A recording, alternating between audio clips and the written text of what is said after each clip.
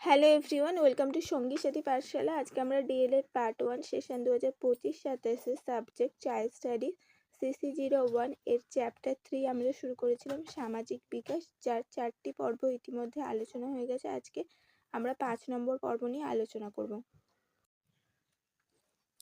5 নম্বর পর্বের প্রথম প্রশ্ন হচ্ছে, স্কুল বা বিদ্যালয় বলতে কি বোঝো? স্কুল বা বিদ্যালয় কাকে বলে?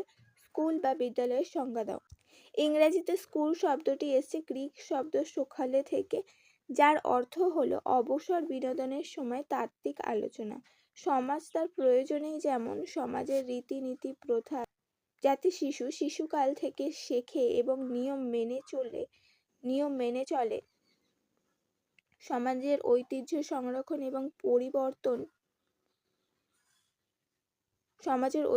সংরক্ষণ এবং পরবর্তী প্রজন্মের হাতে তুলে দেয়, সামাজিক উন্নয়নের অংশীদার হয় এবং সমাজ ব্যবস্থার সঙ্গে একাত্ম হয়। সেই কারণে বিভিন্ন ধরনের প্রতিষ্ঠানের ব্যবস্থা করেছে। এর মধ্যে স্কুল বা বিদ্যালয় হলো অন্যতম গুরুত্বপূর্ণ। অর্থাৎ স্কুল বা বিদ্যালয় হলো এমন একটি প্রতিষ্ঠান যেখানে শিশু তার শৈশব থেকে সমাজের রীতিনীতি প্রথা শেখে। এটি এমন একটি সংগঠিত প্রতিষ্ঠান যেখানে শিক্ষক শিক্ষার্থীদের বিভিন্ন বিষয়ে জ্ঞান প্রদান করে এবং তাদের মানসিক, বৌদ্ধিক ও নৈতিক বিকাশ ঘটানো হয়। শৃঙ্খলা, নৈতিকতা ও সামাজিক মূল্যবোধ শেখানোর মধ্যে দিয়ে। স্কুল বা বিদ্যালয় অর্থাৎ শিক্ষা প্রতিষ্ঠানের একাধিক লক্ষ্যের অন্যতম হলো শিশুর সুষ্ঠু সামাজিক বিকাশে সহায়তা করা। এই লক্ষ্য পূরণে বিদ্যালয় এবং শিক্ষার উপাদানগুলি যেমন শিশুর দল বা সহপাঠীবৃন্দ, শিক্ষক এবং শিক্ষার্থী এবং তাদের মধ্যেকার সম্পর্ক, বিদ্যালয়ের ভিতরের ও বাহিরের অভিজ্ঞতাগুলো বিশেষভাবে গুরুত্বপূর্ণ।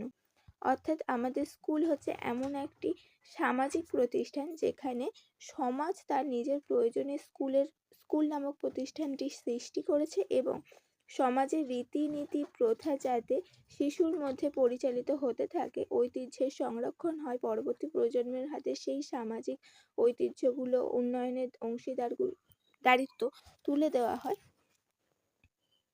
সেটাই অন্যতম কাজ হচ্ছে বিদ্যালয় বা স্কুলের। পরের প্রশ্ন হচ্ছে, শিশুর সামাজিক বিকাশে দলের প্রভাব আলোচনা করো। শিশুর সামাজিক বিকাশে দল বা পিয়ার গ্রুপ বিশেষ ভূমিকা গ্রহণ করে। পরিবার ছাড়াও শিশু প্রথমে সমবয়সীদের মধ্যে সামাজিক আচরণ, নিয়ম ও মূল্যবোধ শেখে। মনোবিজ্ঞানী হ্যাভিগো-হার্টজ এর মতে দল 4 ভাবে শিশুর সামাজিকতার উপর প্রভাব বিস্তার করে। এগুলি হলো: 1. কিভাবে সমবয়সীদের সঙ্গে মিশতে হবে, যেমন সমবয়সীদের দলের মাধ্যমে শিশু অন্যদের সঙ্গে মেলামেশা করতে শেখে। খেলাধুলো বা বিভিন্ন দলগত কার্যকলাপের সময় সে সহযোগিতা করে। ভাগ করে নেওয়া, নিয়ম মানা, অন্যের মতামতকে সম্মান করতে শেখা। ফলে তাদের মধ্যে সামাজিক যোগাযোগের দক্ষতা বৃদ্ধি পায়। অর্থাৎ কীভাবে সমবয়সীদের সাথে মিশতে হবে সেটা এখানে তারা শেখে, যে অন্যান্যদের সাথে কীভাবে মিশতে হয়, তাদের সাথে কীভাবে তাদেরকে সহযোগিতা করতে হয়, তাদের সাথে কোনো কিছু ভাগ করে নিতে হয়, নিয়ম নীতি মানতে হয়, কেমন ধরনের আচরণ করতে হয়, এইসব তারা শেখে দলের মধ্যে এবং এগুলি তাদেরকে পরবর্তী জীবনে সামাজিক যোগাযোগ দক্ষতা বৃদ্ধি করতে সাহায্য করে। 2 হচ্ছে সঠিক সামাজিক মনোভাব আয়ত্ত করা। পিয়ার গ্রুপের মাধ্যমে শিশু ন্যায় অন্যায়, ভালো মন্দ এবং গ্রহণযোগ্য সামাজিক আচরণ সম্পর্কে ধারণা লাভ করে। বন্ধুদের সাথে মেলামেশার মাধ্যমে সে সহানুভূতি, সহমর্মিতা, সহিষ্ণুতা এবং পারস্পরিক শ্রদ্ধার মতো ইতিবাচক সামাজিক মনোভাব গড়ে তোলে। অর্থাৎ সঠিক সামাজিক মনোভাব অর্থাৎ সমাজে কোন কোন আচরণগুলো ভালো, কোন বিষয়টা সমাজে ন্যায় অন্যায়, কোনটা ভালো মন্দ, কোনটা সমাজ গ্রহণ করে, কোনটা সমাজের কাছে শাস্তিমূলক, এগুলো সে বুঝতে শেখে এই পিয়ার গ্রুপের মধ্যে দিয়ে। সেই সাথে তার মধ্যে বন্ধুদের প্রতি সহানুভূতি, তাদের কষ্ট দুঃখের সহমর্মিতা, সহিষ্ণুতা এবং অন্যকে শ্রদ্ধা করার মতো ইতিবাচক মনোভাব গড়ে ওঠে, যা তাকে সামাজিকীকরণে সাহায্য করে। 3য় পয়েন্ট হচ্ছে বন্ধুদের সাহচর্যে মানসিক সন্তোষ লাভ করা। বন্ধুদের সঙ্গে সময় কাটালে শিশুর একাকিত্ব দূর হয় এবং সে মানসিকভাবে আনন্দ ও নিরাপদ নিরাপত্তা অনুভব করে। এই মানসিক সন্তোষ শিশুর আত্মবিশ্বাস বৃদ্ধি করে এবং তার ব্যক্তিত্বের বিকাশে সহায়তা করে। অর্থাৎ তার সমবয়সী বেশ কিছু শিশুদের সাথে মেলামেশার মধ্যে দিয়ে সে মানসিক সন্তোষ লাভ করে, তাদের সাথে সময় কাটালে সে আনন্দ অনুভব করে, আবার নিরাপত্তাও অনুভব করে। এই মানসিক সন্তোষ অন্যদের সাথে মেলামেশা করতে তার আত্মবিশ্বাস তৈরি করতে সাহায্য করে এবং তার ব্যক্তিত্বের বিকাশ ঘটে। নেক্সট হচ্ছে যুক্তিসঙ্গত এবং সামাজিক মূল্যবোধের বিকাশ। সমবয়সী দলের মধ্যে আলোচনা, মত বিনিময়, পারস্পরিক অভিজ্ঞতার মাধ্যমে শিশু যুক্তিসঙ্গত চিন্তা ও সামাজিক মূল্যবোধ সম্পর্কে ধারণা লাভ করে। দলগত জীবনের মাধ্যমে সে ন্যায়পরায়ণতা, দায়িত্ববোধ, নিয়ম মেনে চলে এবং সামাজিক কর্তব্য সম্পর্কে সচেতন হয়। এর মধ্যে দিয়ে তাদের মধ্যে আলোচনা করার ক্ষমতা, অন্যের সাথে মত বিনিময়ের মনোভাব, নিজেদের অভিজ্ঞতা এবং যুক্তি দিয়ে চিন্তা করার ক্ষমতা এবং সামাজিক মূল্যবোধ সম্পর্কে ধারণা লাভ এবং তাকে গুরুত্ব দেওয়ার ক্ষমতা গড়ে ওঠে। সেই সাথে তাদের মধ্যে ন্যায়পরায়ণতা আসে, দায়িত্ববোধ আসে, নিয়ম মেনে চলা, সামাজিক কর্তব্য সম্পর্কে সচেতনতা বৃদ্ধি পায়। অতএব বলা যায় যে সমবয়সী দল শিশুর সামাজিক বিকাশে অত্যন্ত গুরুত্বপূর্ণ ভূমিকা পালন করে। পিয়ার গ্রুপের মাধ্যমে শিশু সামাজিক আচরণ, মূল্যবোধ ও সহযোগিতার মনোভাব অর্জন করে এবং ধীরে ধীরে একজন পরিপূর্ণ সামাজিক মানুষ হিসাবে সে গড়ে ওঠে। এখানে একটা বিষয় উল্লেখযোগ্য, শিশুর সামাজিক বিকাশে দলের প্রভাব আলোচনা করো বা দলের প্রভাবগুলি লেখো। এটি 2 নম্বরে এলে শুধুমাত্র এই প্রথম অংশটুকু লিখে তারপরে 4টি পয়েন্ট লিখে দিলেই হবে। নেক্সট হচ্ছে দলের প্রভাবে শিশুর মধ্যে যেসব গুণাবলীর বিকাশ হয় তা আলোচনা করো, অথবা দলের প্রভাবে শিশু যেসব গুণাবলী অর্জন করে সেগুলো আলোচনা করো। দলের প্রভাবে শিশুর যেসব গুণাবলী অর্জন করে সেগুলি হলো: 1. সামাজিক অনুমোদন লাভ। দলের মাধ্যমে শিশু অন্যদের কাছে গ্রহণযোগ্য হওয়ার চেষ্টা করে। সে এমন আচরণ করে যাতে বন্ধুরা তাকে পছন্দ করে ও স্বীকৃতি দেয়, ফলে তার মধ্যে গ্রহণযোগ্য আচরণ গড়ে ওঠে। অর্থাৎ এমন ধরনের আচরণ যা তাকে সমাজ গ্রহণ করবে, সেটা এই দলের মধ্যে দিয়ে দলের আনুগত্য লাভ, বন্ধুদের কাছে পছন্দের ব্যক্তি হয়ে ওঠার এই আকাঙ্ক্ষা থেকে গড়ে ওঠে সমাজে বা সামাজিকভাবে গ্রহণযোগ্য আচরণগুলি। 2 হচ্ছে সামাজিক অন্তর্দৃষ্টি। সমবয়সীদের সঙ্গে মেলামেশার মাধ্যমে শিশু অন্যদের অনুভূতি, চিন্তা, আচরণ বুঝতে শেখে। এই বিশেষ গুণাবলীর কারণে সে নিজেকে অন্যের স্থলে ভাবতে শেখে, অন্যের মতো নিজেকে ভাবতে চায়। সামাজিক অভিযোজনের জন্য এটি অত্যন্ত গুরুত্বপূর্ণ। অন্যের অনুভূতি, আচরণ, চিন্তাধারা উপলব্ধি করা প্রয়োজন হয়। শৈশবকালের শেষের দিকে শিশুরা অন্যকে বুঝতে শেখে। একই সঙ্গে সে নিজেকেও আবিষ্কার করে। প্রকৃতপক্ষে নিজের সম্পর্কে অন্তর্দৃষ্টি সামাজিক অন্তর্দৃষ্টির থেকেও আরও বেশি গুরুত্বপূর্ণ। এতে সামাজিক পরিস্থিতি বোঝার ক্ষমতা বৃদ্ধি পায় এবং সে অন্যদের সঙ্গে সঠিক আচরণ করতে পারে। অর্থাৎ কোন বিষয়টি কোন পরিস্থিতিতে কে কেমন ধরনের প্রতিক্রিয়া দেখাতে পারে, প্রতিক্রিয়া রাখতে পারে, সেই বিষয় সম্পর্কে সে উপলব্ধি করতে পারে এবং সেই বিষয়গুলি সে বুঝে সেই মতো আচরণ করতে পারে এবং নিজেকেও সে বুঝতে পারে এবং কোন পরিস্থিতিতে কেমন আচরণ করতে হবে সেটাও সে অনুভব করে। 3 হচ্ছে প্রতিদ্বন্দ্বিতা, সহযোগিতা এবং সহানুভূতি। দলের মধ্যে খেলাধুলো ও বিভিন্ন কাজে অংশগ্রহণের সময় শিশু প্রতিযোগিতা করতে শেখে। একই সঙ্গে দলের কাজের মাধ্যমে সহযোগিতা, অন্যের দুঃখ কষ্ট উপলব্ধি করার মতো সহানুভূতি গড়ে ওঠে। অর্থাৎ সে অন্যের সাথে নিজের তুলনা করে, প্রতিযোগিতা করে। আবার একটা দল হিসাবে যখন তারা খেলে তখন নিজের দলের প্রতি তার আনুগত্য, সহযোগিতা গড়ে ওঠে। আবার অন্য কেউ কষ্ট পেলে তার মনের মধ্যেও কষ্ট, দুঃখ তৈরি হয়, এটার থেকে তার সহানুভূতি গড়ে ওঠে। 4 হচ্ছে জনপ্রিয়তা। যে দুটি বৈশিষ্ট্যের অধিকারী হলে শিশু জনপ্রিয়তা লাভ করে তা হলো বন্ধুত্ব ও সামাজিকতা। অন্যদিকে হিংসুটে, স্বার্থপর, অমিশুক শিক্ষার্থী বা আক্রমণাত্মক মনোভাবের ফলে শিশু প্রত্যাখ্যাত হয়। আবার বড়দের প্রতি অতিরিক্ত নির্ভরশীল শিশুরাও কম জনপ্রিয় হয়ে ওঠে। পিয়ার গ্রুপের মধ্যে শিশু তার আচরণ, দক্ষতা ও গুণাবলীর মাধ্যমে বন্ধুদের কাছে জনপ্রিয় হয়ে উঠতে পারে। এর ফলে তার আত্মবিশ্বাস বৃদ্ধি পায় এবং সামাজিক সম্পর্ক আরও মজবুত হয়। অধ্যাপক রিজি পর্যবেক্ষণ করে দেখেন যে মাঝারি ধরনের আত্মবোধ সম্পন্ন বালক বালিকাদের সবচেয়ে বেশি গ্রহণযোগ্য করা হয়,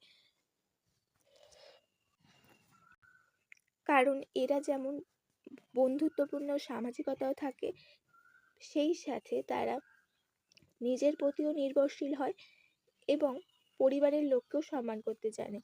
প্রয়োজনে সকলের সাথে বন্ধুত্ব করতে পারে, আবার প্রয়োজনে তারা অন্যায়ের বিরুদ্ধে রুখেও দাঁড়াতে পারে। 5 হচ্ছে নেতৃত্ব। দলের মধ্যে অনেক সময় শিশুদের অন্যদের পরিচালনা করার সুযোগ পায়, তখন সে সিদ্ধান্ত নেওয়া, দায়িত্ব গ্রহণ, অন্যদের পরিচালনা করার মতো নেতৃত্বের গুণাবলী অর্জন করে। 6 হচ্ছে নিয়ম মেনে চলা।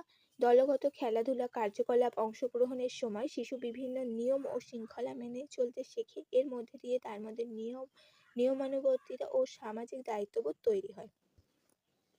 অতএব বলা যায় দলের প্রভাবে শিশু বিভিন্ন গুরুত্বপূর্ণ সামাজিক গুণাবলী গড়ে ওঠে। এই গুণাবলীগুলি শিশুকে সমাজে সুষ্ঠুভাবে মানিয়ে নিতে সাহায্য করে।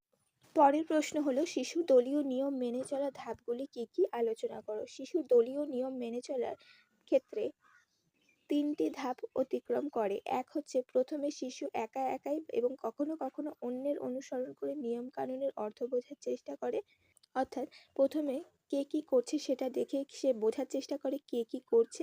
পরবর্তীকালে অন্যদের, বড়দের বা দলের যখন সে থাকে তারা কিভাবে কাজ করছে, কি বলছে না বলছে সেগুলো শুনে শুনে সে নিয়ম কানুন বোঝার চেষ্টা করে। দ্বিতীয় পর্যায়ে শিশু বড়দের পরিচালনার নিয়ম অনুযায়ী চলে এবং নিয়ম পালনে অন্যদের অনুকরণ করে। সে সব নিয়ম পালনে দলকে অনুসরণ করে এবং দলের ইচ্ছাকে প্রাধান্য দেয়। তো দ্বিতীয় পর্যায়ে সে কি করে, যে অন্যান্য বড় যারা রয়েছে তাদের পরিচালিত নিয়ম অনুযায়ী সে চলে, নিয়ম পালনে অন্যদেরকে অনুকরণ করে, তাদের দেখে দেখে সে একই কাজ করে এবং দলকে অনুসরণ করে এবং দলের ইচ্ছাকেই প্রাধান্য দেয়। তৃতীয় পর্যায়ে বা তৃতীয় ধাপে অর্থাৎ 9-10 বছর বয়সে শিশু নিয়মের প্রয়োজনীয়তা উপলব্ধি করে এবং শিশু বুঝতে পারে আপোষে অনেক নিয়ম বদলানো যায়, নিয়মকে নিজের সুবিধা অনুযায়ী পরিবর্তন করা যায়। এর সঙ্গে শিশু অন্যের থেকে পৃথক করেও ভাবতে শেখে। তারই আত্মসচেতনতা বা সেলফ অ্যাওয়ারনেসকে যা পিয়াজে বিকেন্দ্রীকরণ বা ডিসেন্ট্রালাইজেশন বলেছেন। এখানে আমরা দুটো প্রশ্নের উত্তর পেলাম। 1 হচ্ছে শিশু দলীয় নিয়ম মেনে চলার ধাপগুলি, 2 হচ্ছে ডিসেন্ট্রালাইজেশন বা বিকেন্দ্রীকরণ বলতে কি বোঝো, এই দুটো। নেক্সট এবং লাস্ট প্রশ্ন, হিল ওয়ার্সবর্ন কয় ধরনের ব্যক্তিত্ব সম্পন্ন শিক্ষক শিক্ষিকাদের কথা উল্লেখ করেছেন, তাদের পরিচয় দাও। হিল ওয়ার্সবর্ন বিভিন্ন ধরনের ব্যক্তিত্ব সম্পন্ন শিক্ষক শিক্ষিকাদের কথা উল্লেখ করেছেন। এগুলি হলো: 1 প্রলয়ঙ্করী স্বভাবের, এরা সাধারণত স্বাধীনচেতা ও কঠিন প্রকৃতির হয়। অর্থাৎ যে সমস্ত শিক্ষকরা অত্যন্ত কঠোর হয়, যাদের সম্মুখে শিক্ষার্থীরা কথা বলতে ভয় পায়, যারা কথায় কথায় শিক্ষার্থীদের বকাঝকা করে, নানা রকম কথা বলে তাদের আত্মবিশ্বাস দমন করার চেষ্টা করে, এটা হচ্ছে তাদের লক্ষণ। 2 হচ্ছে ভীতু, এরা নির্ভরশীল এবং আত্মরক্ষায় অতিমাত্রায় সচেতন থাকে। অর্থাৎ এরা ক্লাসরুমে এসে সবসময় সতর্কতা অবলম্বন করে, এরা মনে করে শিক্ষার্থীরাই তাদেরকে আক্রমণ করতে পারে, সেই জন্য তারা সবসময় জড়সড় হয়ে থাকে এবং সবসময় সতর্কতা অবলম্বন করে এবং তাদের পড়ানোর থেকে নিজের আত্মরক্ষার প্রতি বেশি মনোযোগ থাকে।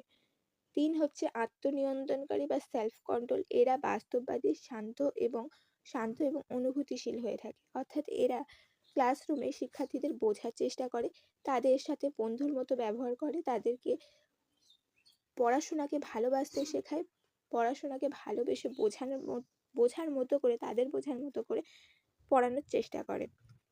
পরীক্ষা করে দেখা গেছে যে আত্মনিয়ন্ত্রণকারী শিক্ষকদের অধীনে ছাত্ররা বন্ধুসুলভ, তাই তারা লেখাপড়ায় উন্নতি করে।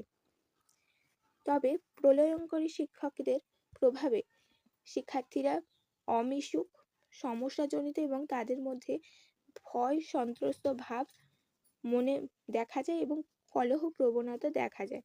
অর্থাৎ প্রলয়ঙ্করী শিক্ষকদের সামনে তারা ভয় পায় এবং কথা বলতে পারে না, তারা টিচারের সাথে মেলামেশা করতে সমস্যার সম্মুখীন হয়। ফলে এই জিনিসটা ধীরে ধীরে তাদের সামাজিকতায় বাধাপ্রাপ্ত হয় এবং তাদের মধ্যে সব ক্ষেত্রেই ভয়ভীতি থাকতে শুরু করে এবং তারা যে পড়াশোনায় যে প্রশ্নগুলো করতেও যায় সেগুলো তারা এই ভয়ের কারণে করতে পারে না। তাতে তাদের সমস্যাগুলো দূর হয় না, তাদের প্রশ্নের উত্তর তারা পায় না। এর মধ্যে দিয়ে তাদের মধ্যে আত্মবিশ্বাসের মনোভাবও গড়ে ওঠে না। সেই সাথে তাদের মধ্যে কলহ প্রবণতা বেড়ে ওঠে, কারণ তাদেরকে বারবার চুপ করিয়ে রাখা হয়। এর প্রভাবে তাদের মধ্যে একটা রাগ তৈরি হয় এবং তা ধীরে ধীরে কলহ প্রবণতায় পরিণত হয়। লাস্ট হচ্ছে ভীতু শিক্ষকদের প্রভাবে শিক্ষার্থীরা লেখাপড়ায় পিছিয়ে থাকে, কারণ তারা তো সবসময় নিজেদের আত্মরক্ষায় বেশি সচেতন থাকে। শিক্ষক হিসাবে শিক্ষার্থীদের বোঝার ইচ্ছে তাদের থাকে না, তাদের সাথে মেলামেশাও তারা করতে চায় না। তারা যাই হোক করে বিষয়টিকে পড়িয়ে ক্লাসরুম থেকে বেরিয়ে যাওয়ার জন্য সব থেকে সচেতনতা বজায় রাখে। এই ছিল তোমাদের গুরুত্বপূর্ণ বেশ কিছু প্রশ্ন, যেগুলো আজকে আমরা এখানে আলোচনা করলাম। অবশ্যই এর আগের পর্বগুলো চ্যানেলে ভিজিট করে দেখে নিও।